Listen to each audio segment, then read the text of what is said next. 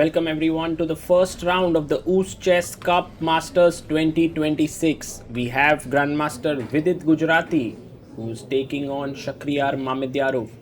It's good to see Vidit back in action after a long time. His last tournament was the FIDE World Cup 2025, and now he's here. He's playing this tournament also for the reason that when he plays 9 games here, he will qualify to the Indian Olympiad team, most likely on the 5th board, because that's a requirement. Let's see how Vidit fares in this tournament. First round itself, he has a tough task with Shakhriyar Mamedyarov, and Mamedyarov would be in pretty decent shape because he's working with Yaz Khan Erdogmus, who is one of the best young talents in the world right now. Knight comes out to f6, and we have knight to f3. Let's see what Vidit chooses. He goes pawn to d5, just playing very solid chess. Pawn to c3 played. Now this move is gaining in popularity more and more. It's aimed against the move c5, and Vidit goes a5, gaining space on the queen side, and can be useful at some point to even play the move a4. I think it was just played to throw off Mamedyarov a bit. Bishop to f5 played, and now pawn to e3. The question is whether Shakhriyar would love to exchange the bishops or not. For now, Vidit goes e6, and Mamedyarov plays bishop e2. He doesn't play his bishop to d3 because takes. Maybe he didn't want to trade this bishop. This bishop on f5, while very actively placed, could also become a target which can be hit with knight h4, and you can get the bishop pair. So bishop takes bishop, taken here by Shak. Pawn takes is taken sometimes, but Vidit chooses the more solid queen takes d6. White castles here, and black can play knight bd7, maybe pawn to c6. These are the possible ideas. He goes knight bd7, and now c4 played. This is an interesting move because now he's gaining space. He wants to put his knight to c3. Pawn comes up to c6, and knight to c3.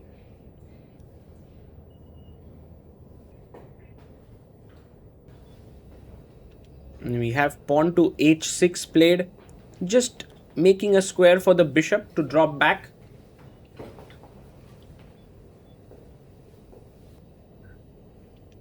And pawn takes pawn taken. Vidit, of course, will take back with the e pawn.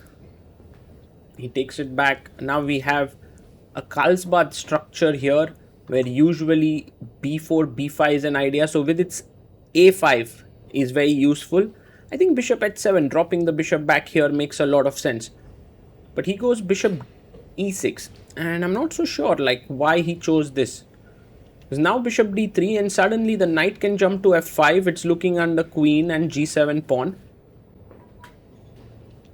b5, whoa. Vidit playing certain moves which are not really his style of play, I believe. c6 becomes weak, c5 square is a bit weakened. I mean, castling looked like a normal move. Rook c1, Mamedyarov is like, am I playing Vidit Gujrathi or am I playing myself? Because it's move like b5 is Shakhriyar Mamedyarov move. Castles played here, and now he goes knight f5, hitting the queen. I don't think you can live with a knight on f5. It's just too strong. So he takes, bishop takes f5, and now one idea that exists here in these positions for white is knight e2, knight f4, knight d3, and clamping down the c5 square. He plays knight e2, a good move. And now Vidit, well, he can't get rid of this weakness easily. He goes rook c8, but even if you had played c5, the problem is that after bishop d7, these pawns look very weak. So he goes rook c8, knight to f4 played, keeping an eye on the d5 square, going knight d3, knight c5, and Vidit goes rook c7. He breaks the pin, and now knight d3 makes a lot of sense. He goes queen to d2, attacking the pawn here on a5, and a4 or b4. These are the moves that are possible. Vidit goes pawn to b4, grabbing more space. And now queen to d3 played. Maybe not the best move here, because this allows Vidit to actually push forward with c5, and Vidit is very alert. He pushes c5, because now the thing is, if you play bishop d7, because if knight takes dc5 and d5 pawn hangs, there's an intermezzo c4, and so you have to take, which means that after knight takes c5, black is back in the game. Okay, queen b5 is a dangerous move here, and that's what Shakhriyar plays. He keeps an eye on the a5 pawn, he keeps pressure on the c5 knight. Pawn to d4, excellent move by Vidit. You can't really be thinking about taking here, as queen f4 and this is hanging. So d4, very nicely done. And Mamedyarov now plays knight h5. Beautiful move. If you take the knight, e8 rook is hanging. This comes out from the blue, and these are the kind of weird positions that Mamedyarov excels. Knight c d7 would be the best move here, but Vidit goes rook e5, and he makes a mistake here, because now knight takes f6 is going to ruin the entire king side. Knight takes, he takes it on f6. If queen takes f6, you have simply check, and it's mate even, not just the rook hanging. So he takes back with the g pawn, breaking his structure, and now e takes d4, attacking the rook and the knight. Again, queen takes d4 is met with queen b8 and c7 hangs. So you have to take on f5, and now a beautiful move here, queen takes a5. This may be what Vidit missed, because if d takes c5, rook c5, and black is completely fine. But after queen takes a5, this was pinned this way, this was pinned this way, and now he takes on c5. Black is a pawn up, rook to c5, and of course taking on b4 would be a grave error, as there is an intermediate check and I'm a rook up. So that's why rook takes c5, queen takes on c5, and after queen takes c5, rook takes c5. Vidit is a pawn down, and Mamedyarov plays g3. Maybe better was a4, with the idea of putting the rook on a1 and white would have a big edge. But g3, Vidit goes king g7. He should have come rook c2 on the 7th rank, and after rook b1, king f8, and I think the position was fine. But he goes king g7, rook d1, and now rook c2. But he misses Shakhriyar's entire point, b3. Beautiful move, and after rook takes a2 comes rook d4, and Mamedyarov is now winning this endgame. It's not easy, it's a complex endgame to win, but rook takes b4 taken. And now you have to use your pawns here, your rook and your king nicely. f5 played by Vidit, and maybe you don't need to believe the bar so much here. King g2, king g6. The king comes up to f3. And h5. Slowly and steadily, Shakhriyar is playing. I mean, his dream position is rook f4 and b4. If he can do that, he would be winning. But Vidit doesn't allow that. You know, he keeps his rook active both ways. King e3. And now king f7. Rook to b8. And the plan is to now slowly push the pawn. I guess b4 is playable, but then some checks on the side start. So he goes rook b4 back, and Mamedyarov is waiting. Both players reach move 40. You can see Vidit was down to 41 seconds here. He plays rook b1, now has 24 minutes, while Mamedyarov has a good solid 19 minutes from the previous time control, and another 30 minutes will be added to his clock. He goes king d3. And if Mamedyarov gets king c2 and rook f4 and b4, he would win. So rook b2, very nice move, keeping up the pressure both ways. f3 is again a cool move by Shakhriyar. He wants to place his rook on f4 and he's okay to give up the g3 pawn. So king f7 by Vidit. And if Mamedyarov goes king c3, then rook g2 and he might lose both these pawns. So he goes king e3, he waits, and now king to g6. White goes rook to b8, rook b1, Vidit waiting around, and rook to b7. Now all of a sudden, the position is not clear anymore. So Shakhriyar knows that he's winning, but he's not able to make progress. But Vidit has come down to 3 minutes on the clock. This could play a crucial role. Rook check.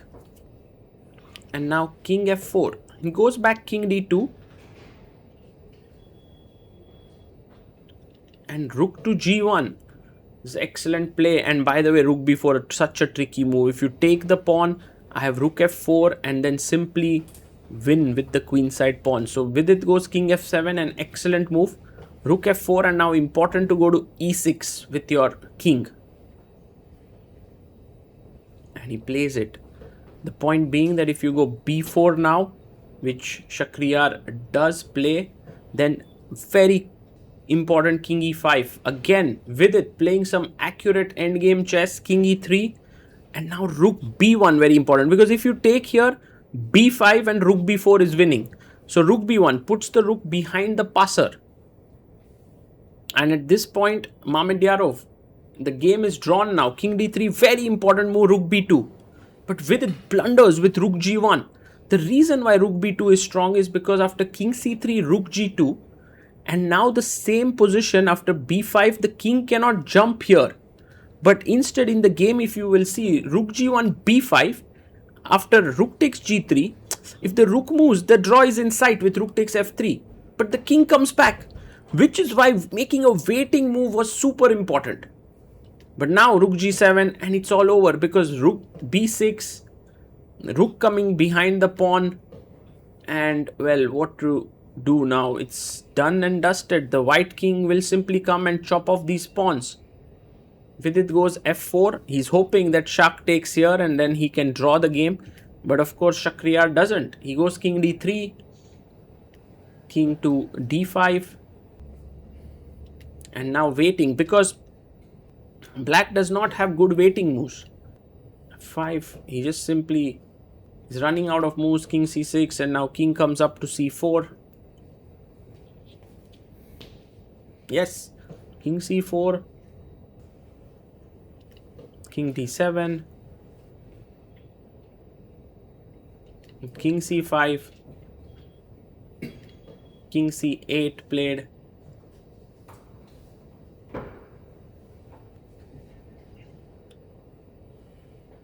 and rook to a5. The idea is to get in here, maybe rook a7, king b8, and yeah, rook a7 should do the trick. Very nice move, forcing the rook trade, and then the king quickly goes and rounds up these pawns. And Shakhriyar has managed to convert this endgame. Well, Vidit actually defended really well till a point, and he almost got the draw in his grasp, but the endgame was just too instructive, you know.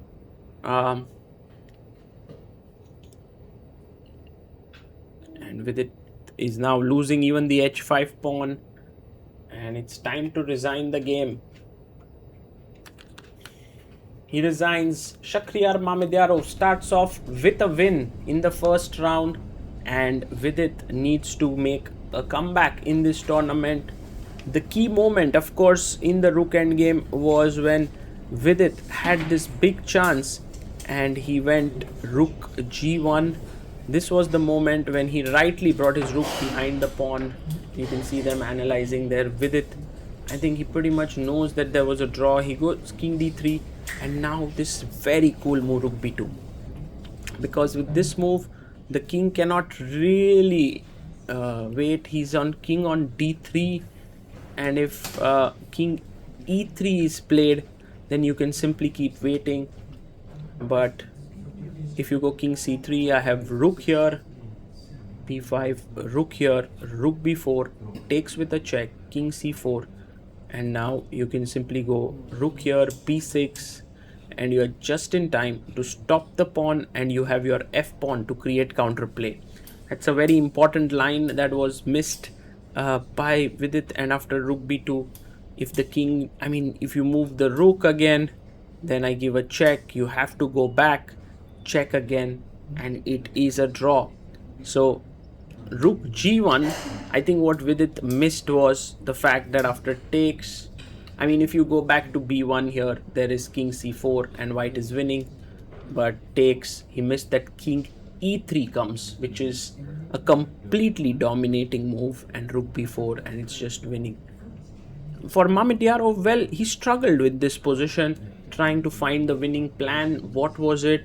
But I guess at some point when his king was, if we go backwards here in such a position, even a move like, for example, rook b1, f4 would have done the job, because let's say rook g1, you can simply go king f2, rook to b1, and now rook b7, a strong move, check, king to f3, and if you wait here, now I can start pushing my pawn, and at the right time, like here somewhere, king e3, rook check, you can already think about maybe giving up the pawn, or you can wait perhaps here, rook b2, king e1, rook b3, and now b5, rook takes g3, b6, rook b3, and you will see that these two pawns actually stop all of the counterplay that's there. And with king d2, it's already completely winning position. Here king c3, the king comes up and the rook moves and the pawn queens. So this was the way in which Vidit could have Mamedyarov could have won, but he hesitated a bit, rook king d3, and then eventually Vidit got his chance, but he did not take it, which was this very key move, rook b2. Try to understand this more deeply, and I'm sure it will help you in your games.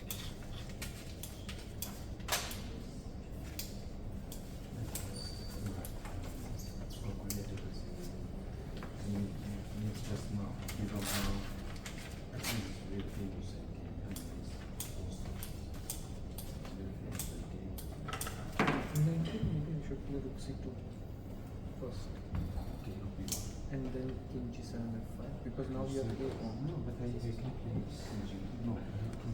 Okay. King d3. I can second king c4. I mean, this one is not. If I play this, it's easier. This one, I give you all this pawn, but I just pawn. No, but because two f. No, but my pawn is.